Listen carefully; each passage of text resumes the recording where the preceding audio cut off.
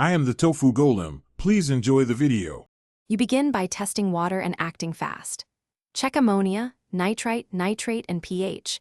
If any reading is outside safe ranges, perform a 25% water change and add dechlorinator.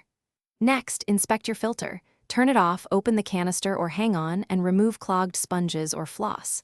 Replace or rinse mechanical media in tank water, not tap, so you preserve beneficial bacteria.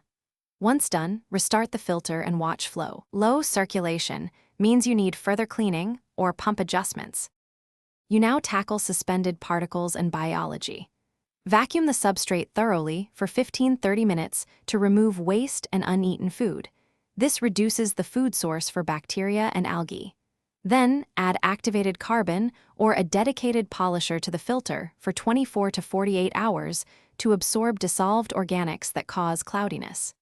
At the same time, stabilize the biological filter by adding clean biomedia or a bacterial starter to replenish nitrifiers.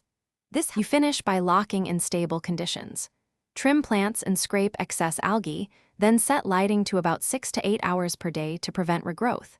Schedule weekly 10 to 25% water changes and gently clean filter media every 2 to 4 weeks using tank water.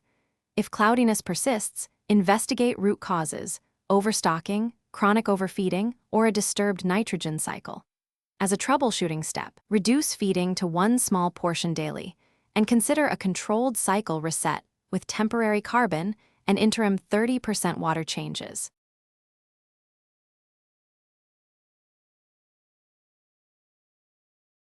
Thanks for watching. Consider subscribing if we helped you today.